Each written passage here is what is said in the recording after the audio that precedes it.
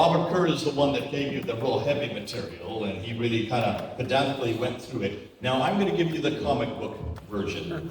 What do I mean by that? Everything you're going to need to see is up on the slides, and I would suggest you people move over to the sides because it's actually better than up there, but it's up to you because these are nicer, much nicer pictures on the sides for some reason. Nonetheless, what we're going to do now is something that I did way back in September.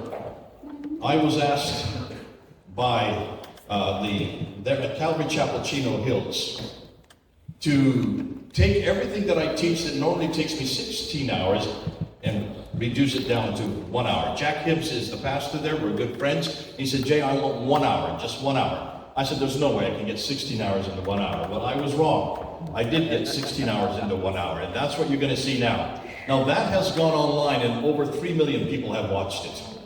So you are 3,050,000 that are now going to be the ones to see what it is like. Now, don't try to keep up with me. Just follow me. Look at the slides. Follow all the slides, and you'll see where I'm going with this. And then afterwards, if you have questions, you can catch me on the way back or outside, and we'll go through it. So this is the newest polemic, the truth about Islam's origins. And let's get right into it.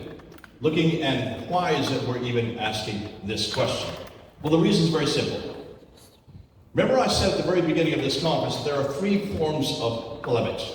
I said that there was the internal polemics, which is, I'll have to use that. The internal polemics is looking at the Quran as it is in your hand, or looking at Muhammad as you see him on the pages of the Sirah. That's internally, confronting him and confronting that book, the Book of the Man, as you see them there. That's the internal polemics, and we did that on Thursday, and that's pretty much what David Wood does, that's what Hatun Tash does, that's what a lot of you do. That's what I did for 30 years.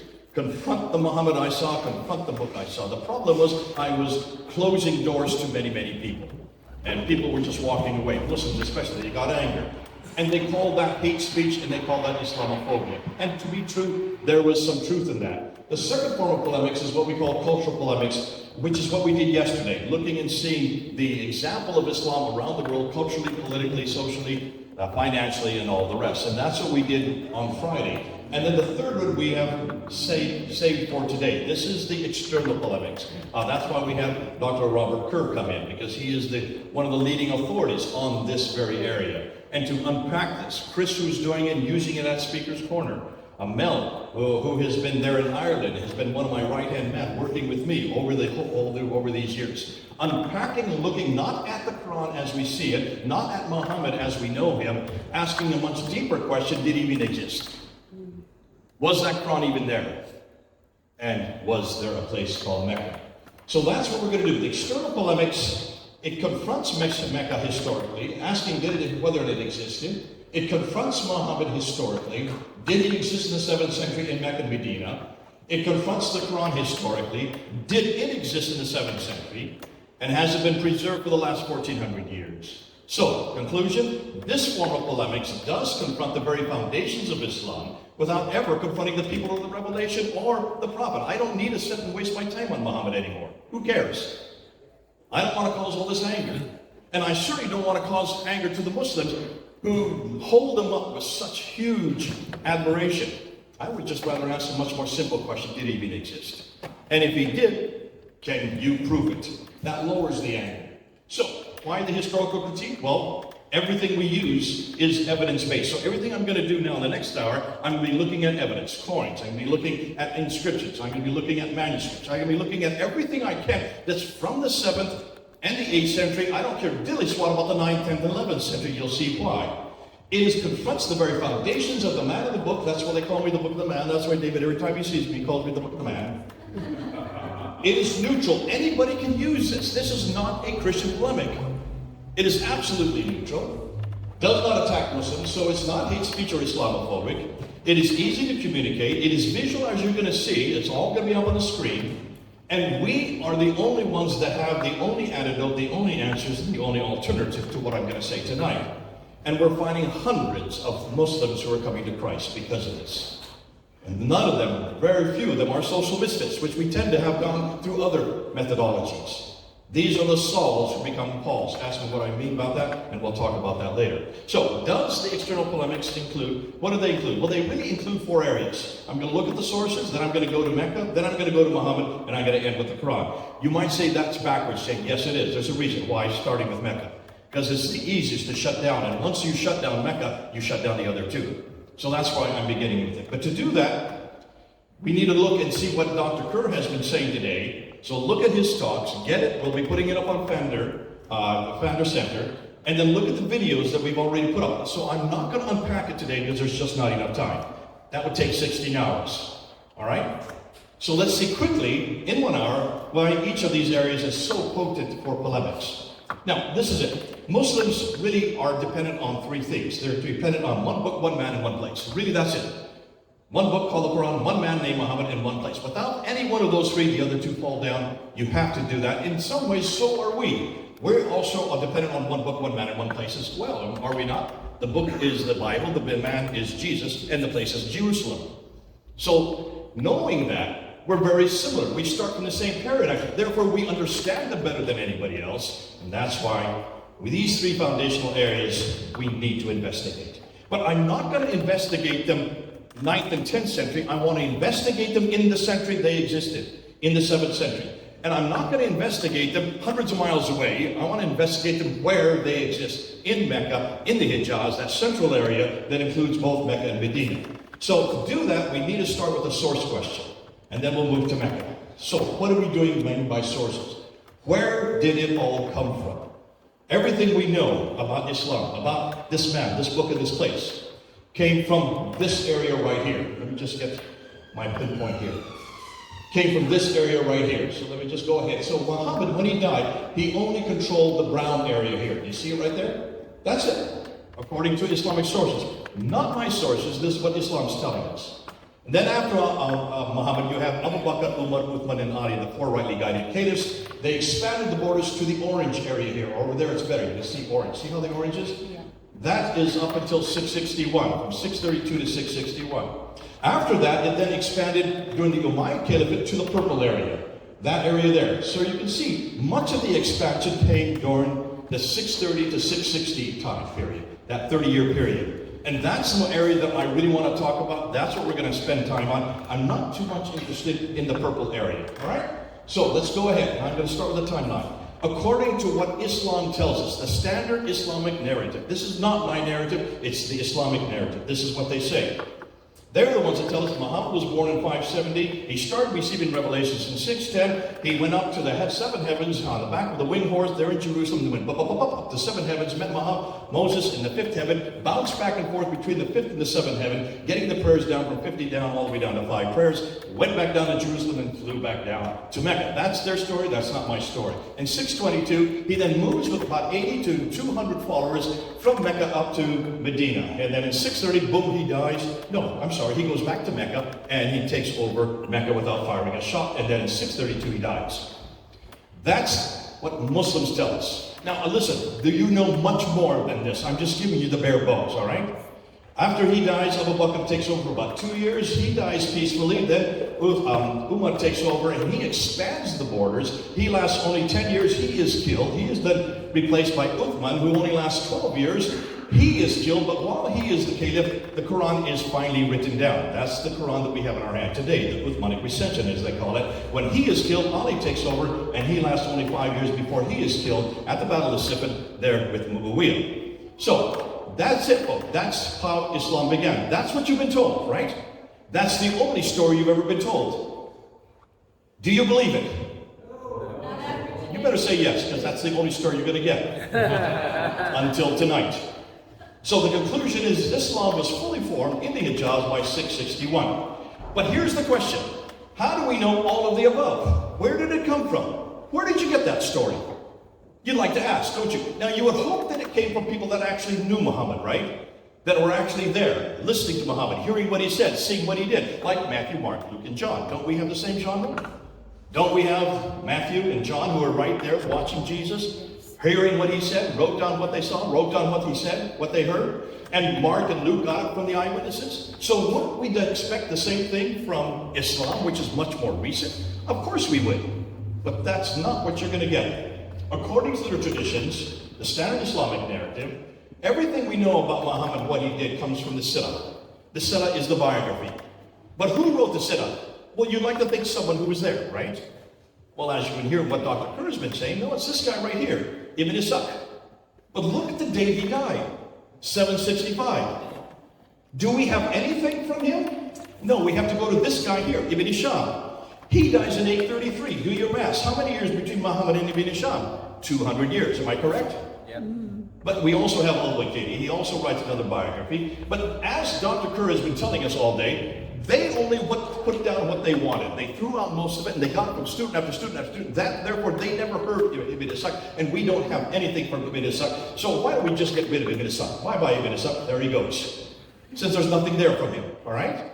Now, that's not the only genre. We then also have what we call the hadith. These are the sayings of the Prophet. This is how Muslims know how to walk, talk, eat, drink, sleep. These are massive. And the first person to write them down is this guy named Al-Bukhari. Look at his dates. Does that bother any of you? Ooh, it bothers me. 870. After him comes Sahih Muslim, 875. At-Tirmidhi, 884. Ibn Majah, 887. Dawood, 899. And An-Nasa. Now, you're going to hear these guys' names from Muslims, but they're never going to give you the dates. They don't want you to know the dates. I want you to know the dates. Because you can see, these are 240 years and after Muhammad. Did these guys hear Muhammad at all, or hear anything he said? Absolutely not. There's still two more genres, and that's the tafsir and the tahriq. So you have the tafsir with the commentaries of Muhammad, and the tahriq, which are first tabulated, put down together by a guy named Al-Tabari. Look when he died, 923. So you would assume he wrote in the last 20 years of his life. Now we're into the 10th century. So folks, everything we know about who Muhammad was, what he did, what he said, everything that happened in the regions of Islam comes from 200 years after the fact. But I want to bring this guy up here, Abdul Malik. He's a friend of mine. Abdul Malik, actually, I kind of like, because he actually starts doing things that actually start making sense. And when you look at him, he is the one that introduces the name Muhammad on the coins, and also on the protocols, and also on the Dome of the Rock. So hold on to him. Look at his thing when he does that, 692. He ruled from 685 to 705. It's not them. Have you been hearing what Dr. Kerr has been saying? It's not he that gives us the Muhammad we're looking for. It's not he that gives us the Islam we're looking for. It's these people. Have you noticed? You've said that all the time, haven't you, Dr. Robert? Yes. You have. And he said it for a reason. Because nothing really exists about Islam till these people introduce it. Look at their dates, folks.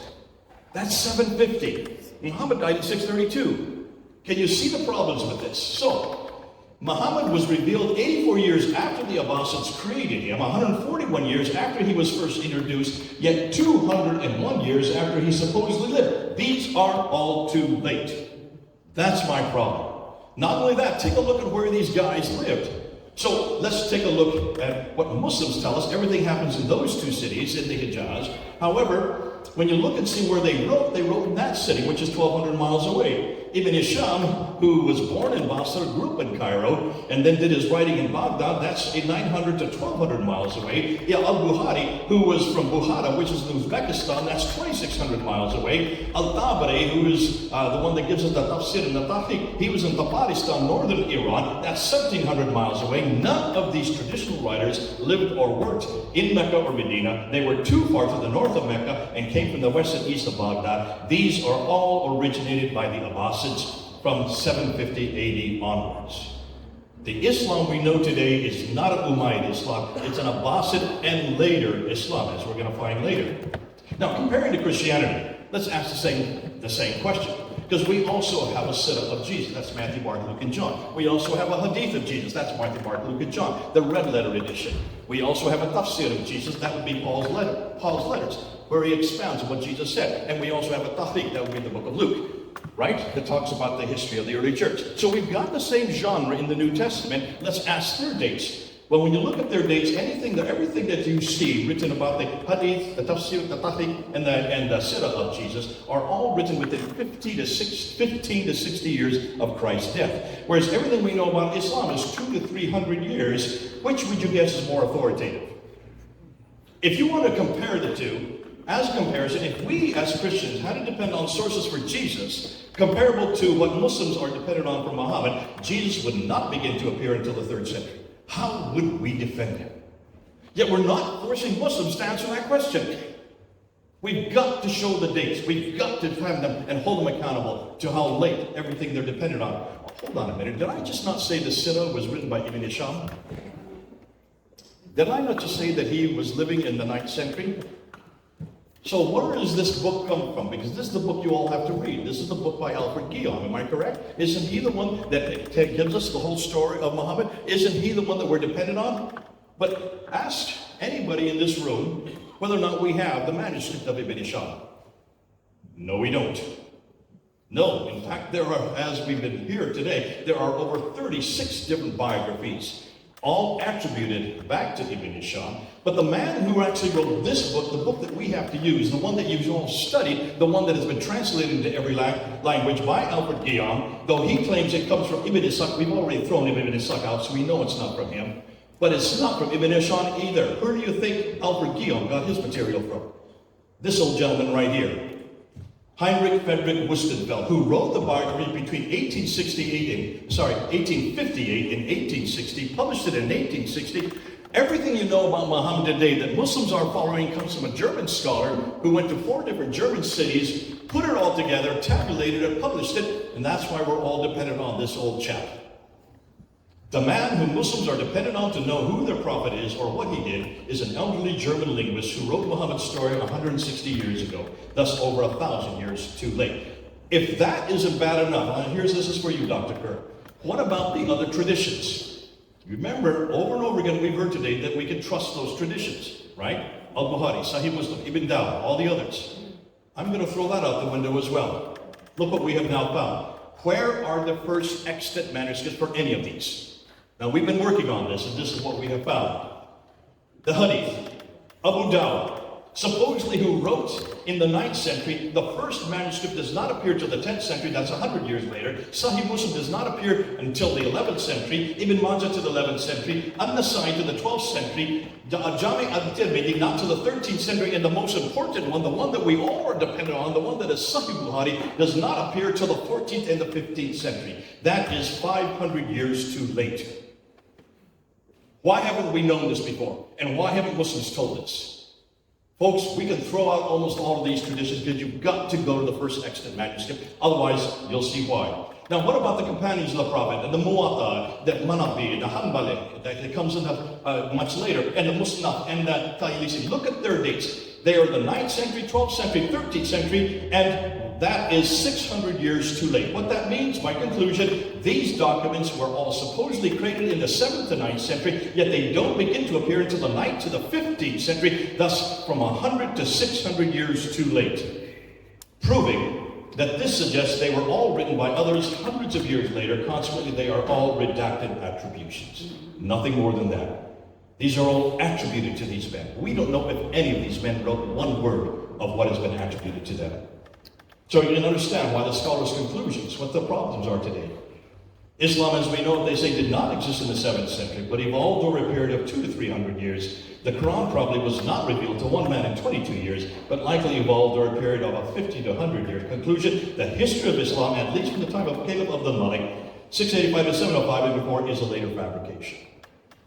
Now, let's get to let's get to Mecca. You've seen the problem with the sources. How are we going to do with Mecca?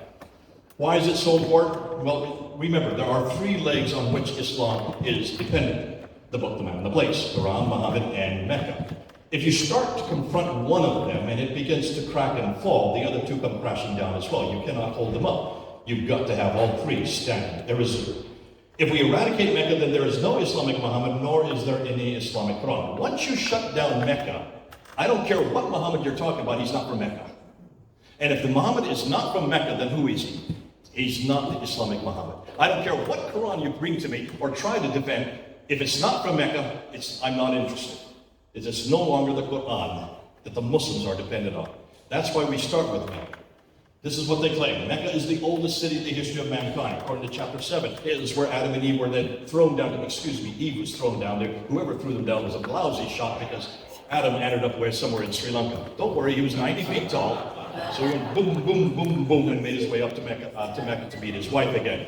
But that's their story, folks. So therefore, Mecca would be the oldest city in history. Am I correct? Just say yes.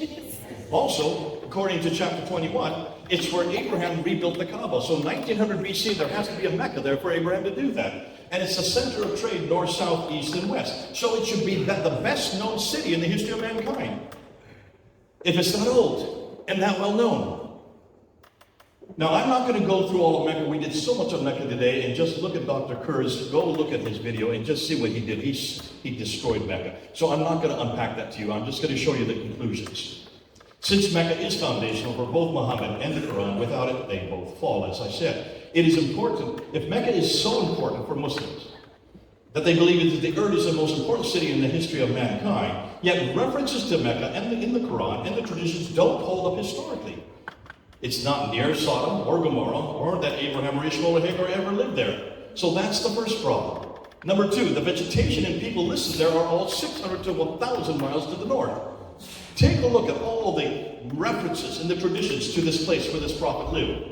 Fruit trees, grass, grains, trees, streams, which make no sense as Mecca has always been in the desert with bad and depleted desert soil. Ironically, though it's claimed to be the greatest city in the history of mankind, the Quran itself only refers to it one time in Surah chapter 48, verse 24, signifying that the authors either did not consider it that important or it only came into existence later on. I would suggest it's the latter.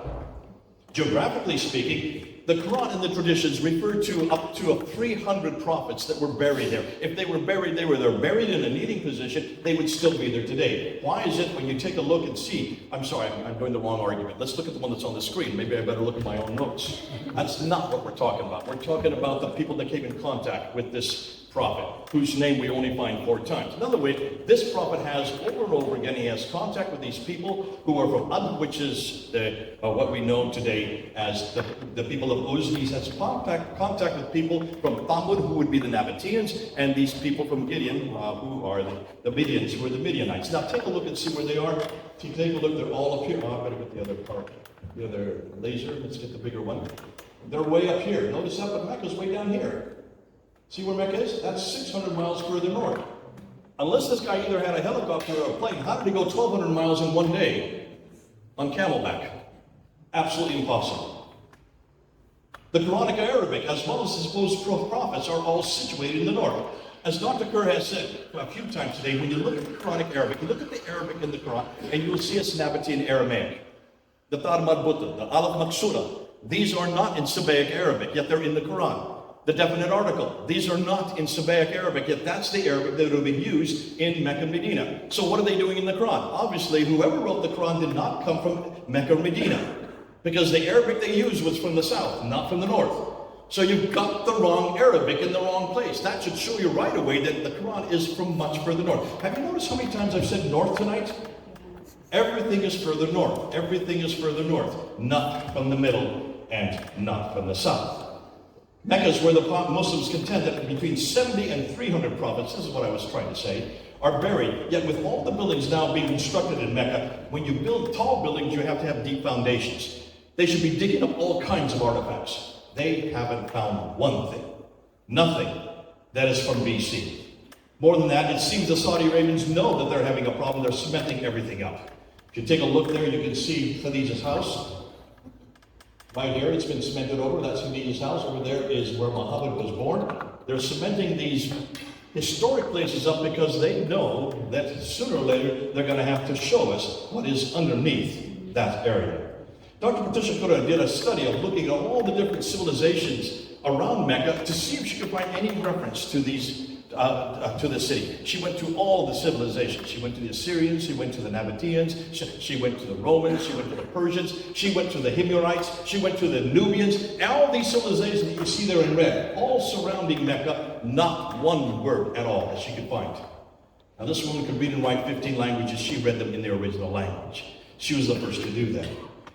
But then she wanted to find out, what about the other cities that are next near Mecca, that are right there surrounding it? Cities like Maghrib or Sana'a or Najran or Taif or Yathrib or Khaybar or Petra and Namr. These are insignificant cities, yet she could find reference after reference from them from all the way back from 300 BC. They're well known. And the reason they're well known, I'll get to that. Hold on. There's the reason. The reason is because they're all on the Western Plateau. Just take a look at the topographical map. You have Aden, then you go to Sana, then you go to Najran, then you go to Taif, then you go to Yathrib, then you go to Khaybar, then to Tabuk, on up to Petra. They're all on the western plateau. They're all oases. Where is Mecca? It's off the plateau 3,000 feet. And it has no water. Why would you go from Taif down 3,000 feet with a place with no water, with camels, and then come back up 3,000 feet to get to Yathrib, she asked. A perfectly good question to ask. Up to 741, no historian nor any geographer had even referred to this city. And even the 741 reference to it puts it way up in southern Turkey. It's even in the wrong place. When Ptolemy actually did a geography and wrote about Arabia, he never really went there himself, so he just put them wherever he thought. And as we heard this afternoon, he forgot about Arabia Deserta. There is Arabia Petra, which is in the north. That is the Arabia that the Romans talk about. That is up in what is today Jordan and Syria and Iraq. That Arabia is well known. There's also a southern Arabia. It's called Arabia Felix, Happy Arabia, excuse me.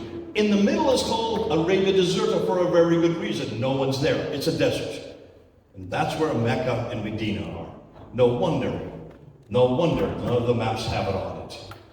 Neither the land trade routes that you go along that I just went through, nor the Red Sea trading. Take a look at the Red Sea, and you'll notice that all the ports are on the western side, on the African side. Why are they on the eastern side? Because there's water on the western side. Every port is equidistant. There's 5 ports. They're all equidistant. Nothing on the right side except for well, people say Jeddah, but Jeddah never existed back then. Yanbu existed because it supported Yathrib. So when did Jeddah come into existence? Well, we asked Dr. Gerald Hopting that question. And he's the one that's done the work on that. He says there is no reference to Jeddah before the 8th century. 8th century AD. Looks like Jeddah was created once Mecca was chosen because Mecca needed help. They needed water and they needed food. Now, here's why no one heard of it. Just 2 words. No water. There's no water there, folks. No water, no food. No food, no people. No people, no towns. No towns, no cities. No cities, no civilization. No civilization, no history. How long did it take me to say that?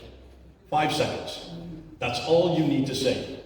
Now we'll do it tomorrow. I've done it as Speaker's Corner. Whenever they bring up, I say, hold on a minute, there's no water there. No water, no food, no people. And once you do that, it shuts down that argument verbally. It shuts it down morally. You have to have water. Why is it that everything's up in the north? Because that's where the rivers are. Mesopotamia, the land between 2 rivers. Look at the north. That's where the vegetation is. That's where history is. History happens with people that have the need to eat. And they need to have water. You don't last long without water. You cannot have an entire civilization that goes back to the time of Adam and Eve, includes Abraham, if there's no water there. Despite Muslims claim that there is the Zamzam well there. Oh, I love this one. Well, we shut that one down really quick. This well that says inexhaustible water that feeds 4 billion people, 1.2 billion people, but 4 million that come during the Hajj. They all need the water because it's a special water that is even scented. And so therefore, God has introduced an inexhaustible source. Well, we wanted to go look and see what the source is, and all I did is go up to Wikipedia, and you can see pipes going into the well and pipes coming out of the well. And they just follow the pipes. They go up to these holding tanks, the world's largest holding tanks on the mountains of Mecca, built by the British. Thank you, British. And those holding tanks then take them out to Jeddah to these 27 desalination plants built by Bechtel Corporation, United States. This does not come from Allah, it comes from us. Thank you, Saudi Arabia. You're making all the money, but we're providing all the water. So folks, this is a big lie that Islam has, that all their water is from the Zamzam well. I won't even get into Queen Zubaydah's aqueduct and the history behind that. What about the Hajj? When you look at the Hajj, and this was funny because you brought it up, Dr. Kerr, today, those rocks that Muslims run back and forth 7 times. Look at those rocks. You can climb on them. They're only 20 feet high. Those do not constitute mountains. But when you look at them, you will notice, if they're only 20 feet high, where did they come from? Where is the original Safa and Marwa? Well, we were told that this afternoon. To do that, you need to look at this. Here you have Petra. Some people believe that's it, but I don't believe that's it. I believe that's it. Look at Jerusalem.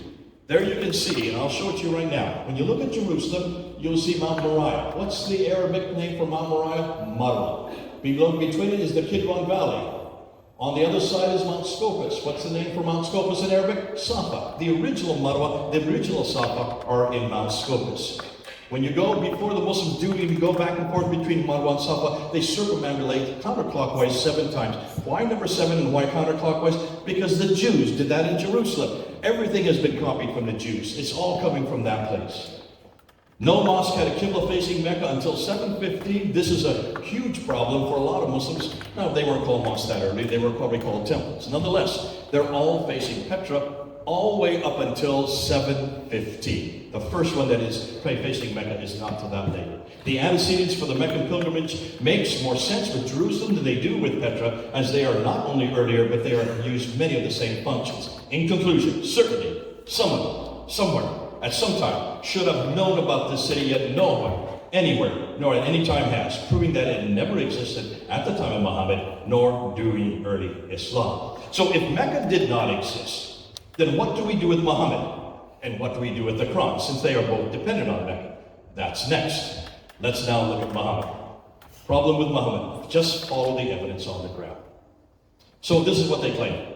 That Muhammad was born there in 570, lived there for 60 years until he moved to Medina, that he is the model for all of Islam, that he was the one that received the Quran, that everything we know about him can be found in the Sirah and also in the Hadith about his biography and his sayings. Unfortunately, these references are all in the 9th and now up until the 19th century, 200 to 1200 years too late. Nonetheless, the question is this Muhammad of Islam referred to in the 7th century or in the place he lived, the Hijaz, or doing the things he had purported to have done? Before we find out, we need to first deal with the word itself, Muhammad. And that's what they're going to ask you. What is in the name? Remember, when they ask you, they always ask you with vowels included, but there were no vowels that early. There was no U or A. There was only Mim, Ha, Mim, Dal. That's it. Just 4 letters. So how do you say Mim, Ham, Mim, Dal? Mahmad.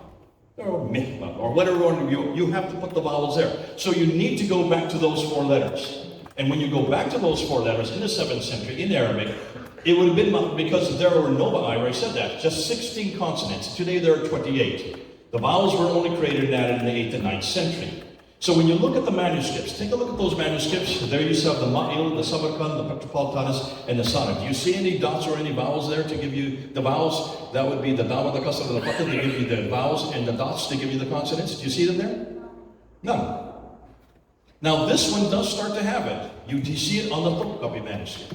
And these are 5 of the 6 major manuscripts that we're now confronted. So what does Muhammad mean in Arabic? Well, if you ask anybody in Arabic what it means the praised one, or the blessed one, or the anointed one, or even the Messiah. Thus, it is not a name, it is a title.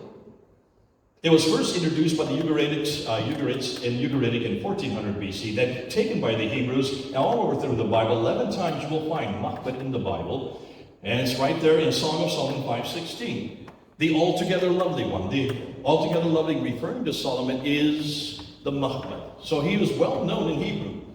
It was subsequently employed by St. Ambrose in the 4th century AD as a title for Jesus Christ as the Messiah. So from the 4th century on, Muhammad was the Messiah. 4th, 5th, 6th, and 7th century, you can see then why by the time we get to the 7th century, let's stop at the 6th century, because the Jews also use Muhammad to refer to not only on an inscription in 523 as the Lord, but also the title for the exilarchs in the 7th century. We know of 5 exilarchs that use that title.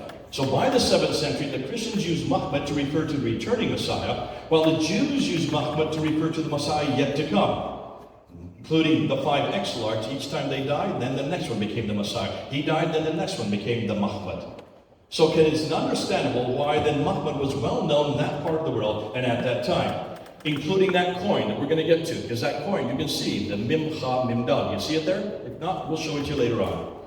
So Muhammad was well known in that part of the world and at that time, but it was not pronounced as Muhammad. That is how we pronounce it today, and therein lies the confusion. We're looking for Muhammad when we should be looking for Muhammad. We should be looking for those 4 letters. Knowing that, let's now look at the coins to see where Muhammad was first introduced. When you look at the coins, in the 7th century area, a ruler introduced coins to announce who he was and what religion he belonged to and where the coin was minted. So this is the way. They didn't have television, they didn't have radio, they didn't have any way to announce himself, but they had coins, knowing that everybody would hold coins. that would be their announcement. Now, oddly enough, when you look at the mints from the 630s all the way up in the 660s, take a look what the mints are. The mints are not where they should be. If the political power is down in Mecca and Medina, the mints should be down where the caliphs are. In this case, the rulers are. But look where they are. They're way up in the northwest, in what is today Syria, and over in the east, in what is today Iraq, in Iran. That's hundreds of miles too far north. Here we go again. It's all up in the north. Why? Because that's where the people who use coins live. And people who use coins have to eat, and they have to have water. And therefore, you go to where the people exist. According to every Islamic tradition, however, the center of Islam, all the 5 caliphs ruled from Medina, in the Hijaz, where that arrow is pointing to. Most troubling, none of the coins from 630 to 661 have the name Muhammad or Abu Bakr or Umar or Uthman or Ali, the names that should be there to announce who they are. They're not on any of these coins, and even the word caliph is not there because that was not yet used. Finally, with the reign of Muawiyah in 661 to 680, we find coins of someone who we know well about. In fact, his name is Muawiyah. Look at the coins. This is my coin, by the way. I'm buying them because I know that once the Muslims find out what we're finding out, they're going to buy up the coins and melt them down.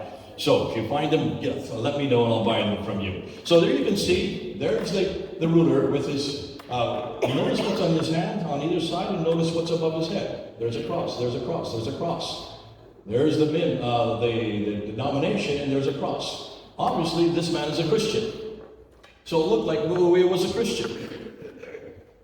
One coin minted by him, and you can see where the arrow is, has now the Muhammad there. There are the 4 letters. So there's Muawiyah, there you see the crosses above his head, and there is the 4 letters we're looking for. So obviously, this is not the Muhammad of Islam, unless Muhammad, of course, is a Christian. What would he be doing with a cross? Obviously, this is the Muhammad of St. Ambrose of all what they use in the church. This is the Christ. This is the Messiah. That's the question I'm asking. It was Muhammad, and thus had to be Jesus, due to the crosses on the front.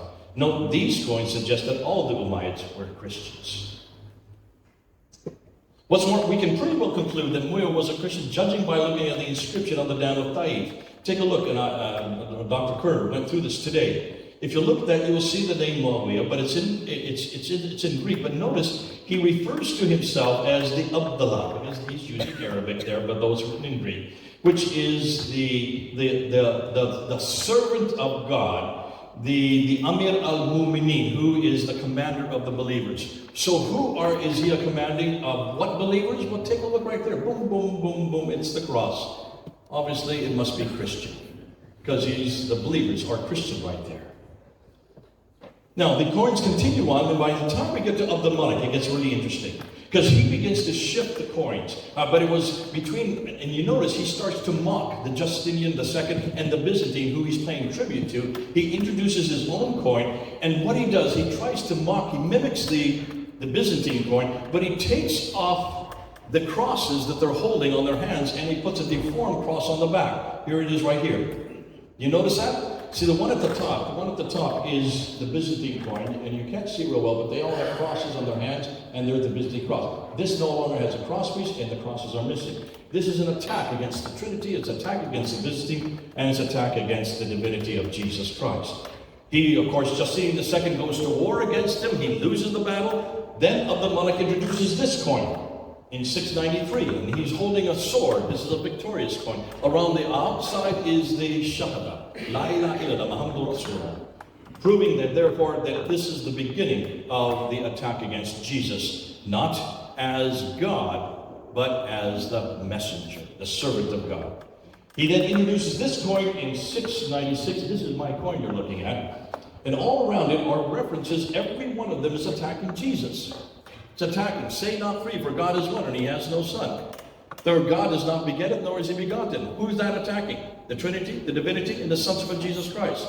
And then you have the Shahada, for there is only one God but God, and the praised one that we're talking about is nothing more than a messenger. This is an anti-Trinitarian attack against the Trinitarian Byzantines. These all suggest that there was an internecine clash between different sects within Christianity, the Trinitarians versus the anti-Trinitarians, with the latter establishing its own religion at the end of the Umayyad dynasty in opposition to Christianity in the mid-8th century, which then morphed into Islam of today during the initial 100 to 200 years of the Abbasid dynasty in the 9th and 10th century. Now, if you look at the Arab inscriptions, they say much the same story. These inscriptions, notice where they're found. Don't look at the middle part because that's 8th and 9th. The 7th century inscriptions are way up in the north, in Arabia Petraea, and way down in the south, Arabia Felix. Why? Because that's where the water is. You follow where the water is, that's where the inscriptions are. Ilke Lindsten, who's probably done the best work on this, he looks at that 100-year period between 640 and 740, and he's looking at 30,000 different inscriptions. And what he notices that prior to 690, there was no evidence of anything Islamic on the inscriptions. There's formula that is there, but it's not Islamic. It's very pious formula. Between 690 and 710, you see the word Muhammad starting to appear, but that's the Muhammad we've been seeing, or we can see this is the Muhammad that should be there, because this would be the person of Jesus. Between 710 and 720, the Muslim rites begin to appear, the pilgrimage, prayer, and fast. And it's not until 730 now. Dr. Robert Kurt has corrected me. I didn't realize this. You're saying it's 975 that the word Muslim finally first appears. According to the inscription, what he's saying that it appears in 730. No, I was talking in non-Arabic texts. Gotcha. Okay. In Arabic text, it does start to appear in 730. So, conclusion, it was only in the 730s onward, this is 100 years after Muhammad, that there's evidence of a popular devotion to Muhammad as the prophet and messenger, which makes the Islamic traditions incredibly awkward because they contradict everything we know about Muhammad. Furthermore, this 100-year period of silence prior to this that indicates that Islam did not exist as a distinct religion until long after the time of Muhammad, which casts doubt on whether he had any part in starting Islam. But the name Muhammad does occur in other texts in the 7th century. So let's now look at them. Now, I'm not going to look at the 15 that Muslims have come up with. I'm just going to look at 5. Because in fact, before that, I'm going to look at the Quran. I stand corrected. Let's look at the Quran. And Dr. Kerr talked about this. When you look at those 4 references to the Quran, remember, if Muhammad was that important, why is it that Moses is found 136 times in the Quran, Jesus 93 times, Abraham 79 times, Pharaoh 74 times, and Muhammad only 4? You see a problem there? Unless this is not even Muhammad, this is the Muhammad. Because remember, there is no vowels asserting. So this has to be M or Mim, Ha, Mim, Dal. Again, the same thing again. And take a look at, we don't have time to go all the way through that. When you get the slide, look, in every case, it could be, except for one, it could be Jesus Christ. This is all referring to Jesus. None of them refer to the person called Muhammad as we know, who lived in the Hijaz in Arabia. They most likely refer to the Blessed One, who is nothing more than Jesus Christ. He is the Blessed One. If this is not the prophet from Mecca at all, then Muslims cannot use the Quran to support Muhammad. The prophet exists in the 7th century, and one of the foundational pillars of Islam begins to fall. We will even shadow that even more once we get to the datings of the Quran.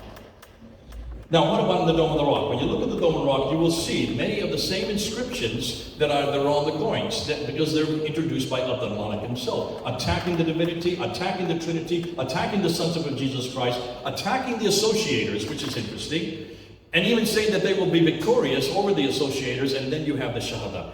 For this one who you believe, oh, God is only one, and this praised one that you're talking about is nothing more than a messenger of God. So if correct, then Muslims cannot use the Dome of the Rock to support Muhammad's existence in the 7th century either. And another foundational pillar of Islam begins to fall. Now, what about the written references to Muhammad in the 7th century? Let's look at them next. There are really only 5 references that we know of that have the word Muhammad. And I've just been found out today, and I just got shattered because Dr. Kerr said that this one I cannot use. Thomas the Presbyterian, 634. You're saying this is a fraud, that this is much, much later. Am I correct? Okay, so there you go. And then the one on the flyleaf where the Arabs of Muhammad killed by many Syrians in Yarmouk. Take a look where Yarmouk is, folks. It's way up in Jordan, Syria. Muhammad never went that far north. So obviously this is another Muhammad. This is not Muhammad. 660 Sabaeus, and you're saying this one's a fraud as well. This is an interpolation. This is a chronicle. Chronicles, by definition, get interpolated with the reading. They just get embellished over time. So that's why it's there. So we don't have the original one for that. And then the one in 690 by John Bar Benke, the Muhammad, the teacher, the leader of the Arabs. What's interesting, this puts him way too far north, and no suggestion of Islam or of him as a Muslim. We get into the 8th century, and then we see the 5th occasion where Muhammad is introduced, and it's introduced by John of Damascus. But it's interesting because even the Muhammad that is there in 730, let me see if you're correct on this. Look at the 4 references that he talks about the Quran. He talks about the surah, the book of the cow, that's surah 2. The book of women, that's surah, that becomes later surah 4. The book of tables, which becomes surah 5. And the book of the camel. There is no surah called camel. So obviously, if these are 4 different books, this is not the Quran we're looking at today. Could this be beginning the nascent of the Quran? And this is the question I want to ask you, Dr. Kerr, but we can talk about it later. Would this not suggest that either John Damascus was right there watching this happen because he was in the caliphal courts there in Damascus? Or is this something that's interpolated from later on as well? It's a century later. A century later. Oh boy, I'm going to have to redo all my slides. Okay, here we go. Isn't this great to have someone correct me? So the conclusion, every reference to Muhammad in the 7th century places him in Gaza, Jerusalem, Damascus, or in Hira, which are all situated too far to the north, and probably refer to another Muhammad and the praise one. And I'm going to add another line to that. Almost all of them are frauds to begin with. Isn't this great? It just makes my job so easy. Thank God for you, Dr. Kerr. You're making it so easy for me. I don't even have to argue these points anymore. So, there are the conclusions. We won't go into conclusions because I need to keep going. We need to go right through. You can read the conclusions for yourself. Let's get to the Quran. Here is the mother road. This is the best stuff. This is my favorite. Because when you go to the Quran, you've already shut down Muhammad. You've already shut down Mecca. You've looked at the sources. They destroyed everything. What about the Quran? We've got to go to the Quran. And here's the thing. When the Muslims talk about the Quran, they make 4 claims about the Quran. First, that it's uncreated, right? Chapter 85, verse 21 and 22. It's uncreated. Number 2, that it was sent down to Muhammad between 610 and 632, so that 22-year period. Number 3, that the Quran is complete by with one in 652. And then number 4, that the Quran is unchanged in the last 1400 years. Could you just memorize those 4 words, at least for 20 minutes? Uncreated, sent down, complete, unchanged. Have you heard Muslims make any other claim? Those are the 4 claims they make. All right? Hold on to that. Why? Because the Quran makes those claims. There it is in chapter 85, verse 21 and 22. That's uncreated. It's eternal. It has no created beginning. In chapter 10, verse 15, and chapter 18, verse 27, that it has not been changed. That's why they have to say, not word, not one letter has been changed. And then, of course, the reason why is because God has guarded it. Allah has guarded it in chapter 15, verse 9. So don't get upset for Muslims making that claim. They have to. They have no other choice. The Quran has put a bind on them. But I'm not going to confront the first 2 claims. You can't confront uncreated because I'm not uncreated. And I can't confront the 7th century because I don't live in the 7th century. But I can confront the last 2. I can confront whether it was complete and whether or not it's unchanged. So I'm going to ask any Muslim, and we're going to do this, and you can do the same thing. If you believe that those 4 are collected, show me one Quran that is 114 surah, that is from 652, and it's word for word, letter for letter, just like the Quran I have in my hand today. That's all you need to ask. Because they're making that claim. You're not making that claim. All right? So let's do that. Let's just confront those 2. Now, what the Muslims tell us is that according to the traditions, according to Al-Bukhari, which we now know is from the 12th to the 15th to the 16th century, but nonetheless, the story is that that Uthman, who is the 3rd caliph, in 652 had to get the Quran rewritten a second time because Abu Bakr's Quran stuck under the bed by Hafsa. Why she left it there for 20 years, I don't know. Obviously, there are lots of other Qurans that appeared because she kept it under the bed. She should have kept that, but they should have made copies immediately. So he decided to do that. And when he did that, he then sent 5 copies to Mecca, Medina, Basra, Kufa, which is today south of Baghdad, and Damascus. So 2 in Iraq, 1 in Syria, and 2 in what is today Arabia. Those 5 were sent. And the reason why, so it would never be corrupted again. Little good did that do. Because we can't find any of them. Not even one. Nonetheless, what we do know is that according to tradition, suddenly a Quran appears in Damascus, written by Ubay ibn Ka'b. It has 116 surahs. So almost immediately, still in the 7th century, we're still seeing another Quran that's not like the original. Not 114. And then another one by Ubay ibn Ka'b. Sorry, I did that one, but Ibn Masud that appears, I'm hitting the wrong button, that appears in Baghdad that has only 110 surahs. That's 4 surahs less. And then you have another Quran that appears in Basra that has over 15,000 differences from the Quran we have today. That would be the one they say comes from Zayd ibn Thabit. But here's the difficulty. There were at least 5 Qurans in the 7th century in Mecca, Medina, Basra, Kufa, and Damascus. We don't even have 1 today. Now stop and think. That's only 1,400 years ago. Listen, we have the Sinaiticus, the Alexandrinus, we have the Vaticanus, 2 of them in London, 1 in Rome. These are from the 4th and 5th century. That's 200 to 300 years earlier, and those are complete manuscripts. Why can't the Muslims even come up with 1? Listen, look at those 5 cities. Those 5 cities have been under the control for the last 1,400 years. There have been no floods, there's been no fires, there's been no conquest. Are they really that inept that they can't even hold on even one of the 5? Not one exists today. So you've got to hold Muslims accountable. Here are the 6 that do exist. These are the earliest 6. Now, I'm going to step on your toes, Dr. Kerr, if you don't mind, because I'm going to put dates on them and let's see if you agree. The Top copy is the best one they've got. That is 95% of the Quran. Some people say 99% of the Quran. The problem with it, it looks like it's not dated till 750. Would you agree with that? Just say yes. Thank you. But Dr. Kerr, is it not true? There are 2,270 variants in it. That means these are consonantal variants, because there's no dots there. So these are consonantal variants. When you change a consonant, you change the word, you change the meaning. So already the best Quran they have has 2,270 manuscript variants.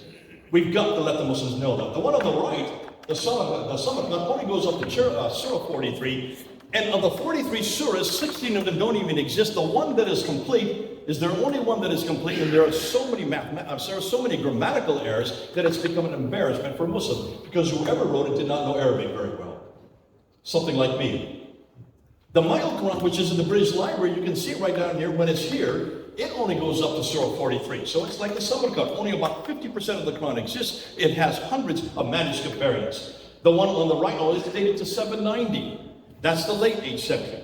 The Petropolitanus is the one that is in Paris in the Bibliothèque Nationale in Paris. That one is about 23% of the Quran. It has 93 manuscript variants. It is dated to 720. Al-Husayni manuscript that is in Cairo is probably the most damaging one. This is a monumental text because it has hundreds of coverings. We're going to get into that. It is dated to the mid to the late 9th century, and the most exciting one is this one right here, the Sana manuscript. But this is from Garrett Quinn. This is his facsimile that he showed me. And over here you can see Surah 19, and then it jumps to Surah 22. What happened to Surah 20 and 21? Well, they begin to appear on this side of the page, but there are 2 different scripts there. Can you see that? Of course you can. Just say yes. 2 completely different types of script, and there's about 60 years between those 2 pages. So this is evolving as you go along. Every time you see an orange mark, see those orange marks? That's a manuscript variant. That means it's a word that's there, that's not in the Quran we have today. He says there's about 1,000 of these manuscript variants that they have found, and yet this is the earliest one. This is dated to 705. Notice, what have we said? Let's look at the conclusion. When we look at the 6 earliest Quranic manuscripts, we find that none of them are from the 7th century. None of them are complete. None of them are completely agree with each other. None of them completely agree with the current text that we have today. All of them hundreds, even thousands of subsequent manuscript variants. So where then is the first complete Quran? And could we have recently discovered it by an older example? What about the palimpsest on the Salam manuscript? When they did, and they uncovered, they separated the 2 layers, they found that there were 63 verses underneath, 70 differences between the 2 layers, which suggests that there's all kinds of problem. This looks like a nascent Quran. Now, Asma Hilali said that this is a school text. You do not give parchment to students. They're very expensive because these are animal skins. Dr. Elizabeth Quinn says that this is a nascent Quran with corrections, then washed off and rewritten possibly in 705 or later. Some say that we have an even older Quran. This is the Birmingham folio. Now, I'm going to dispute you on this one, because I do like the dates. I'll tell you why. The dates are from 568 to 645. We got a real, Dr. Kerr did a very good job of really shutting that down with the carbon dating dates. Let's go with the carbon dating just to help our Muslims out, okay? If these are correct, and these are from 568 to 645, so they cover the life of Muhammad, just look at the contents that are in there. 63 verses. Listen, this is not a full Quran. There's 6,000 verses in the Quran. Even the 63 verses don't cover the 3 surahs that they contain, because there's 343 surahs verses in those surahs, those 3 surahs. But when you look at those 3 surahs, chapter 18, verse 70 to 31 is the 7 sleepers of Ephesus, a Christian. This is not Quranic. So first of all, this is pre-Quranic. Am I correct? When you look at Surah 19, it's the Syriac Christian and Rabbinic Apocrypha from Proto-Evangelium of James in 145. That is the 2nd century. When you then look at Surah 21 to 40, that's the story of Moses, which comes straight out of our Bible, folks. Conclusion, these folios are pre-Quranic, pre-Muhammad, and thus pre-Islamic, written by Christians, Jews, and secular Arab writers, and then simply borrowed by the later Muslims for their own revelations in the 8th to 10th century. I have no problem believing that these are 7th century. Because where do you think the Quran got its material from? It would have to have earlier material, Christian, Jewish, Ethiopic, and Syriac material, right? This is probably an example of if the carbon datings are right. And I'll go with you, Robert, or it could be that carbon datings are wrong, but let's then go to this guy. This is my good friend Dan Brubaker, because he has probably done more damage to the Quranic manuscript than anybody else, because he bothered to go and photograph them and film them in place.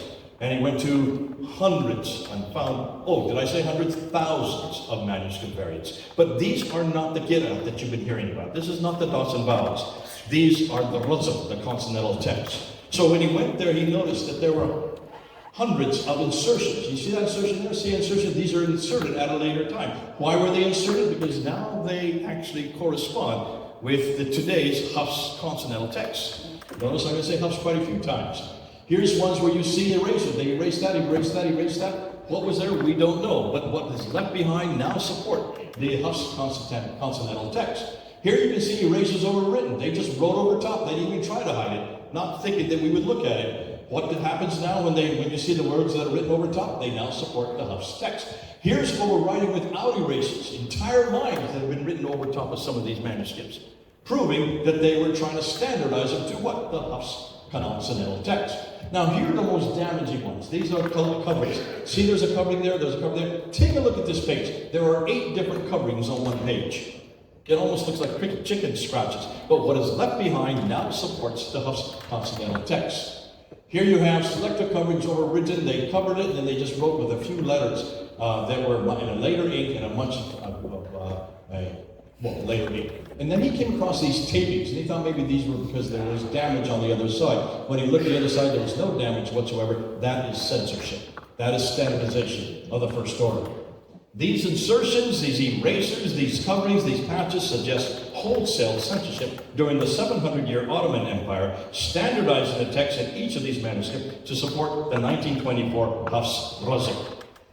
Now, I wanted to introduce his book. I went down in 2009 to Speaker's Corner, and Hatun and I were up on the ladder, and Mansour Ahmad, who is responsible for all the manuscripts on the Islamic Awareness website. So he knows these manuscripts, and he's the one that places them up there. And he put his ladder next to me to try to shut me down. And what happened was fascinating, because he made the pronouncement that we could trace the textual tradition of the Quran all the way back. He started with Muhammad, and when he saw that I was going to hammer on that, he went quickly back to Uthman, to 652. Then we have a textual tradition that goes all the way back to 652. So I turned to him, and I said, fine, show me what manuscript you're talking about that goes back to 652. He was quiet. He couldn't say anything. So I said, okay, what about the 7th century? If you have any manuscript that goes back to the end of the 7th century, I'm willing to go with that. He could not answer that. So finally he said, no, the first Islamic century. So that goes from 622 to 719. That means 8th century. I said, okay, now let's go with you. Show me one complete Quran by 719. He says, we have 97% of the Quran. What did he mean by that? Well, you need to go up to the Islamic Awareness website and see what he's talking about. When you go up there, this is the answer. 97%, this is it. There's the 97%. 63 different fragments. When you add them all up together, they can come up with 97% of the Quran. What he didn't know is that we were going to check out every one of these. So we checked out every one of these manuscripts. Dr. Pat Andrews did this for us. Dr. Pat Andrews is an amazing person. And this is what he found. Of the 63 fragments, 20 of them are tentative. In other words, no one's really come to any conclusions. Those are the green arrows going up right now. So he shouldn't have used those because they haven't really come to any conclusion. 9 of them, they have come to conclusion, and they're all dated to after 719, including the biggest one, which is 50% of the Quran that they need for, and that's the Mu'il, the 2165 manuscript that's there in London, right here in the British Library. And the other 34, no one's done any work on whatsoever, so why did they even use it? They didn't think that we would actually hold them accountable for it. So when you look at the 20 plus the 9 plus the 34, when you look at all 63 of those supposedly 97% of the Quran, conclusion is none of them are really valid, since they are all either later or tentatively dated or have no supporting evidence whatsoever.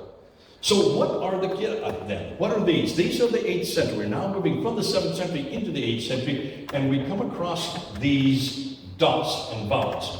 Now, as I said earlier, you notice that there is no dots and vowels in any of these manuscripts there. You notice that?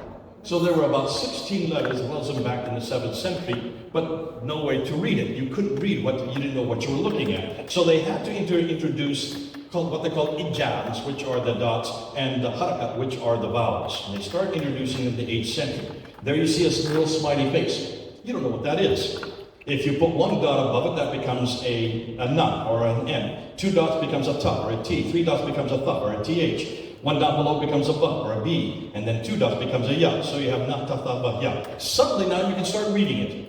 I see that. Now here's the problem. When you also, to be able to pronounce it, you need to have the 3 vowels. And those are the 3 vowels, the dhamma, the kasra, and the fatha. The u, the a, and the e. The problem is when you put them all together and just put them in 3 different smiley faces together, you get 19 different words. So when you do that, take a look what Hatun found. She found 26 of these Qurans, all of them with different harakats and different vowels. 26. We took them down to Speaker's Corner, we held them up, and what are the 26? We now are finding 30 of them. These are the ones you can get on Wikipedia, folks, but what people aren't telling you are the dates. Look at all those dates. Not one of those knew Muhammad. Not one of them had ever read it, had ever heard Muhammad speak or got his additional one. The one we use today is the Hafs. When you compare the other 29 against the Hafs, you get 93,000 differences. So, we took them down to Speaker's Corner, we showed them down there, and who was down there but our good friend Muhammad Hijab, telling all the Muslims to come to him, not to watch us, not to hear us. He was going to explain it all. So what happened? Well, as 4 years today, he had this interview with that man, Dr. Yasir Qadhi, June 8th. Yasir Qadhi, when he said to him, what is your problem? Muhammad Hijab put his hand out and said, which Quran is the eternal Quran? Which is the one that Muhammad received? Which is the one that Uthman wrote that we can use today? Qadhi said, do not ask me this question. We don't talk about this in public. This has been the most difficult problem for the last 1,000 years. Only with the most advanced students do you do this. And he says, you do a deep dive and I'll explain it to you. Because we have a respect for the Quran. We put a red line above it and beyond that we don't go. But at Yale University where he got his doctorate, there were no red lines. And he had a crisis of knowledge, he said. And then he turned to Muhammad Hijab and he said, your narrative, your standard narrative has holes. Ooh, I love that. We started clapping. Because what's standard narrative? Standard Islamic narrative. S-I-N. Sin has holes in it, and we know it does all the way through because we've seen one after another.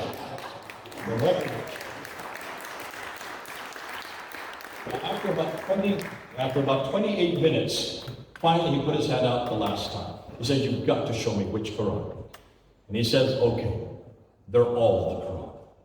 All of them. A little bit of Wars, a little bit of Hafs, a little bit of Kasai. Folks, we knew that there were 93,000 differences. It's now over 100,000. They are all the Quran. So how did we get the Hafs? Well, that was actually introduced in 1924 by a man named Muhammad al-Husaini al-Haddad. He had to find one. He chose one out of the 30. That was then made the Quran for all of Egypt in 1936. That made the Quran for the whole world in 1985. How many people here are older or were alive in 1985? Just raise your hands. That means you're all older than the Quran. So, where did the Quran come from? And I'm going to end with this.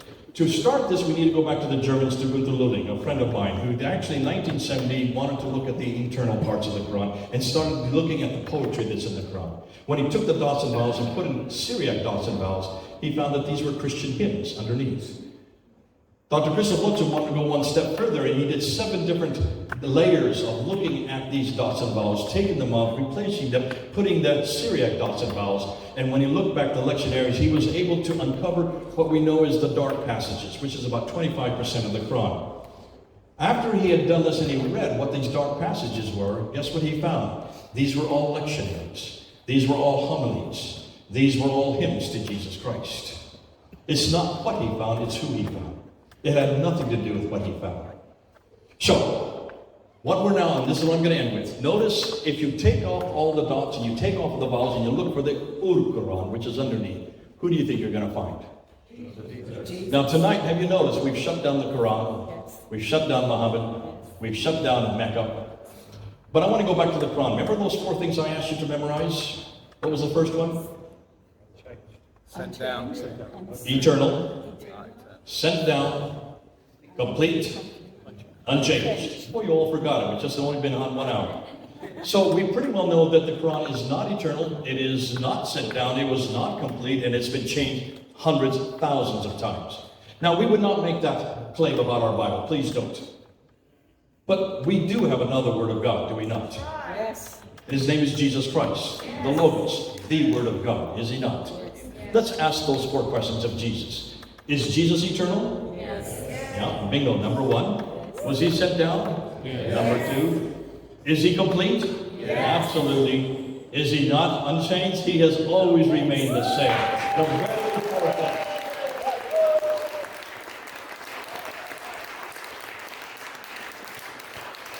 The 4 things that Islam needs for its eternal, its final revelation, we have in Jesus Christ. Conclusion, the 4 criteria Muslims are looking for in the Quran, their primary revelation, we already have in Jesus Christ, our primary revelation. Conclusion, let's bring them home to a much better, a greater, and a revelation, Jesus Christ.